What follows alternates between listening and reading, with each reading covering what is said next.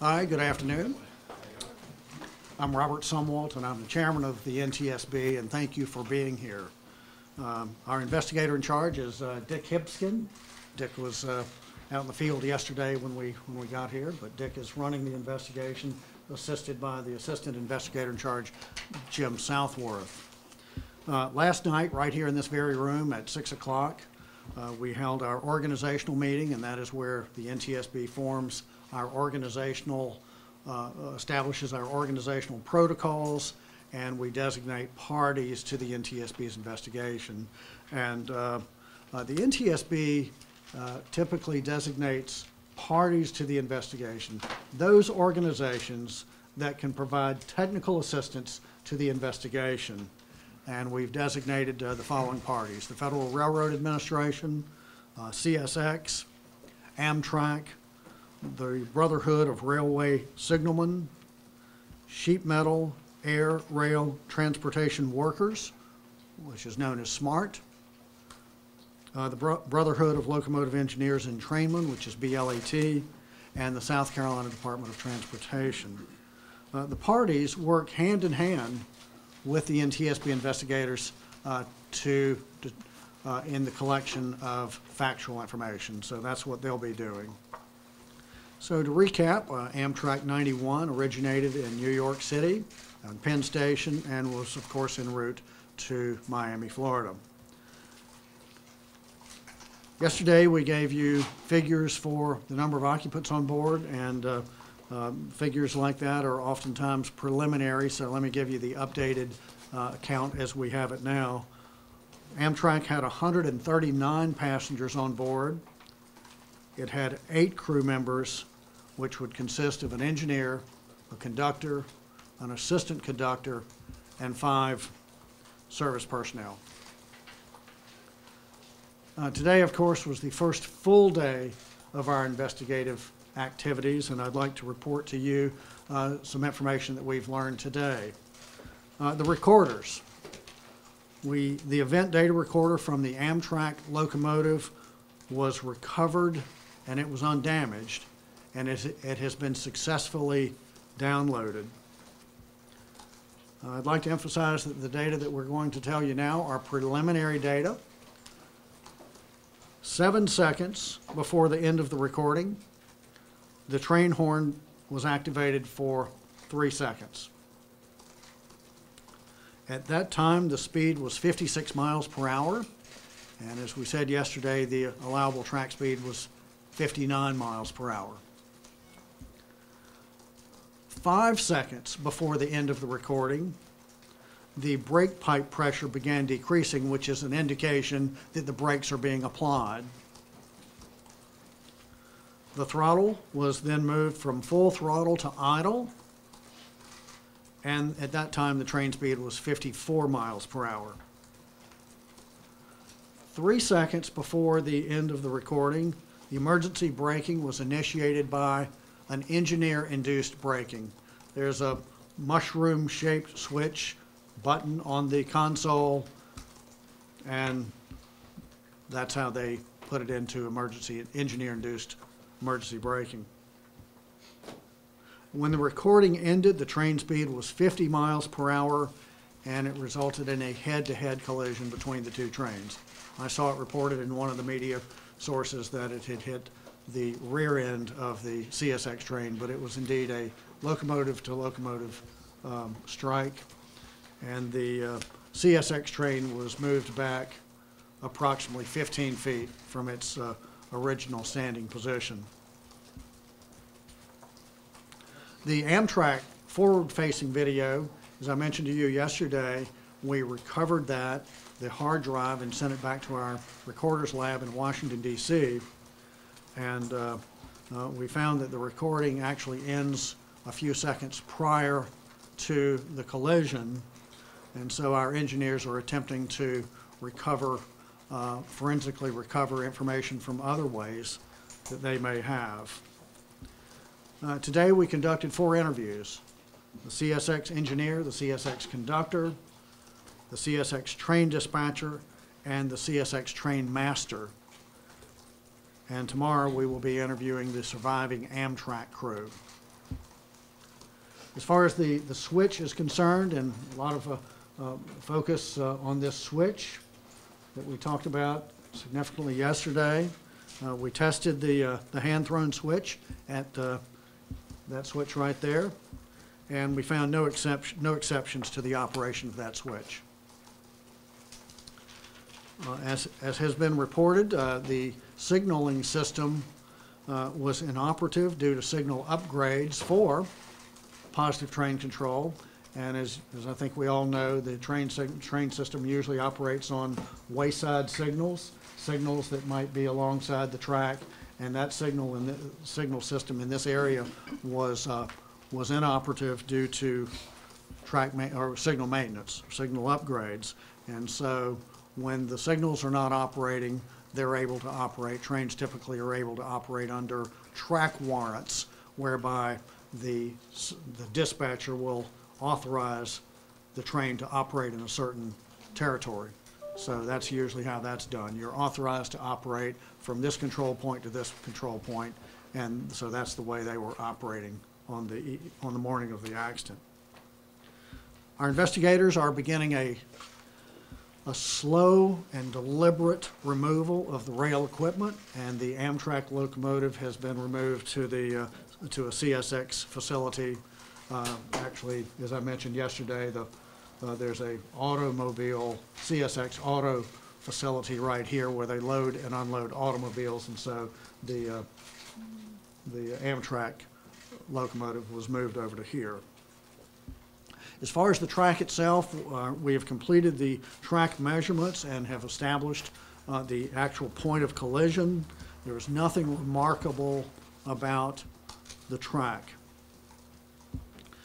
We are continuing the inspection and the documentation of the interior and the exterior of the rail cars, the Amtrak cars, and this will continue for several more days. I suspect our investigators will be here through the weekend with their on-scene activities. As always, follow us for the latest update on Twitter or our website. Twitter is our handle is at NTSB_newsroom, or NTSB or on the web at www.ntsb.gov. A lot's been done today and a lot needs to be done, but I'm confident that our investigators will be able to piece this back together.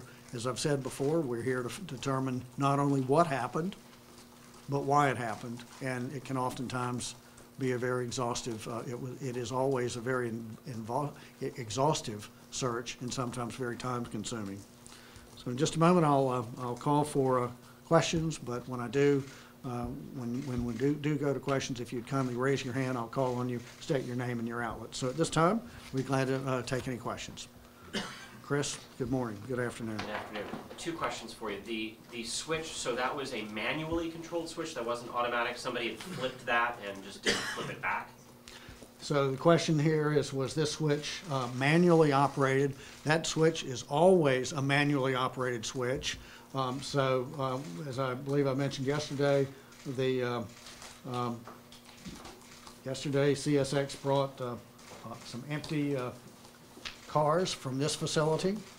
They brought it up to a siding up here, up to the north, and then backed the train into here.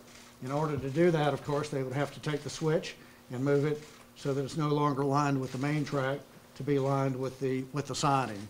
And so the position that we found it in yesterday was locked in a position that it would be lined to go into the siding. It literally had a padlock on it, locking it into that position. So we found it in the position that it was left in. And if I can ask a broader question, the NTSB has raised concerns in prior reports and recommendations about issues with Amtrak safety culture. We've now seen 3 fatal derailments from Amtrak in less than 2 months. At a certain point, does that become a pattern, not a series of accidents, where you end up wondering what's going on in Amtrak? Well, the question is, are we worried about, concerned about the culture at Amtrak, and I think it's very important that we have to look at each of these accidents in isolation to be able to determine if there are systemic issues. Like take last Wednesday, for example. It appears from that there was a garbage truck on the track, and the Amtrak train ran into it. We're not sure what happened here. We do know the switch was left in a position that lined the Amtrak train to go into the siding. The expectation for the Amtrak crew would be that they're cleared all the way down through here. So we want to find out why this switch was in this position.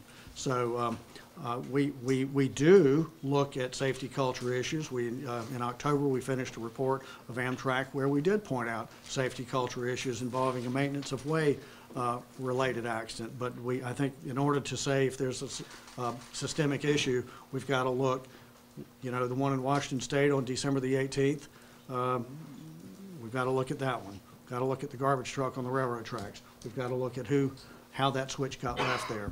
And then I think we can look and see if there's a systemic issue. There's a question over here. You mentioned that you've been interviewing CSX employees, and I'm Andrew Brown with the Post-Courier. Is there any indication of how long that switch had been left into that locked position, which resulted in the accident? Is there any indication of how long that switch had been left in that position? So we do not have that information right now to come up with the timeline, but we know in order to be able to back the train into there, it would have to be lined into that. So we will, as I mentioned, we have interviewed the Amtrak crew today, and I do not have the information from those interviews, but I think we'll start piecing this thing together. There's a question right here. Gabe Gutierrez, NBC. Two questions. Just to be clear, at this point, you say you're looking into it, but you're not ready to say that there is a systemic culture of safety issues at Amtrak. Are we willing to say that there's a systemic issue with Amtrak? No, we're not. We're not willing to look at that as it relates to this accident. We did find issues that's coming out of a maintenance of way related accident back in a few months ago, but as far as this is concerned, we're not willing to say that there's systemic issues. And the second question, you mentioned that the signal system was down because CSX was installing PTC? Yeah, so why was the signal system down? It's our understanding that they were performing upgrades to the signal system to get it ready for positive train control. There's a question right back here. Yes, ma'am. Fox. Fox out of Greenville. So the systems, were the signals, were they red? Was the conductor with Amtrak, was anybody in any type of communication with someone to kind of know or be aware of the situation? Yeah, so was there any communications, I guess, between CSX and Amtrak regarding these signals being inoperative? Is that what you're asking? Yes. So in order to be able to operate without signals being operative, they would have to operate under this track warrant system, whereby the engineer of this train knows that he or she is cleared to operate from this control point to this control point. So the engineer would have known that they were operating under that system, and we are piecing together the timeline of everything that happened in this event. And as I mentioned, we've interviewed the CSX dispatcher, we've interviewed the crews, we'll start piecing it all together. Yes, sir. David Curley from ABC News. Chairman, can you just give us a couple of details? You mentioned the 7 seconds on the data recorder. Is that suggesting that he's gone through the switch? How long and what was the distance that the train traveled onto the siding before the collision? Was it all these times? Was it 7 seconds that he had before he hit him? And then also the distance, if you can give us that. And then have you spoken just to CSX crew members, or have we spoken to CSX track workers who dealt with the switch? So that was about 17 different questions Some there. details in So the first one, I'll go in reverse because I can remember better that way. So have we spoken to the CSX train crew? Rail crew on the rail line. On the rail line, the CSX crew that was standing here? No, the crew that was in charge of that switch. Yes. Yeah. Yes, and that the person that would typically operate that, as they back the train into here, would be the crew of this train. Of the freight train. That's correct. And you talked to all 4 of them. There's 2. There's an engineer and a conductor, and we have interviewed them today. There were a lot of other questions up there, so pick your best one and I'll try and answer Well, that the one. distance, how long, basically, how long did the Amtrak engineer, distance or time, from the time that he was switched off the main line until the collision? Well, so I'll ask the investigator in charge, from this switch, silica siding switch, to the point of collision, what's the distance from that? 659 feet. 659 feet. Thank So you the- very much. So the 7 seconds in the horn was before he was switched over, I would assume, correct? At that speed? Well, we want to piece that all together as far as when the horn was activated, but I will say that an engineer, part of his duties, his or her duties, is as they're going down the track, is to look at these switch points to see which way this is lined. And if an engineer saw that a switch was lined for something other than it should be, they should notice that. So because of the 7-second horn and the 5-second brakes being applied, and then 3 seconds emergency braking, with only 659 feet at 55, 6, 7, or 8, does that suggest that he saw something before the switch? I'm not willing to draw that analysis, but you can do the math on that yourself. There's a question right here. Jonathan Heinley with Trains Magazine. What do we know about the Amfleet 2 Cafe car number 4 in the consist, that split into two when the other cars did not? So what do we know about the cafe car that split into two when the other cars were not? I think that's part of our documentation process, and as I mentioned, that documentation process will take a while, and then there becomes the analysis phase of that to understand how these cars, how the kinematics of it ended up moving the cars as they did. There's a question back here. Mr. Fretwell. Yeah. I'm Sammy Fretwell with the State Newspaper. I was curious to find out if you could enlighten us on whether it seems obvious that one of the CSX employees made a mistake. So the question is are we saying that one of the CSX employees made a mistake? And no, we're not saying that. I will say that this switch was positioned to line it for this siding. We want to understand exactly why that's the case. And I will say this, that it would be easy to latch on to the proximate cause and say this might be the error. But our investigations are very exhaustive, they're thorough, and we want to understand the underlying reasons for that. We want to look at the organizational culture. We want to look at the policies and procedures. So just because we might find that somebody made a mistake doesn't mean that's the end of the investigation. In fact, the way I look at that is that's just the beginning of the investigation. We take There's two a more quick questions, question right please. here. Josh with the AP. The official policy, though, that you found is to switch the switch back to where it was. Was there anything out of policy that you found in the circumstances? So the policy, you're asking if the policy would be, after the CSX is back their train into here, would the policy be to reline that switch for the main track? And the answer to that is yes. They had already, in fact, released their authority back to the dispatcher at that point. They had already said, we're through, which would indicate that they've done everything they need to do, including installing a device called a derail. A derail is put in place so that if a train does go somewhere that it's not supposed to do, it's supposed to intentionally derail the train before a collision or something. And of course, at this type of speed that we're talking about, a derail would not do much to prevent a collision. But yes, the procedure would be, before releasing your track authority back, that switch should have been lined for the main track. So quick There's a question follow-up. right here. Sorry, the dispatcher was under the impression it was lined straight? Well, the question is, was the dispatcher aligned that it was he or she under the impression it was lined straight? We have interviewed the dispatcher today, and I'll be curious to know what may have resulted from that. There's a final question here. Yeah, Josh Hudson with CNN. Did the CSX employee have any explanation as to why that switch was left in that position? Did the CSX employee have any explanation for why the switch was left in that position?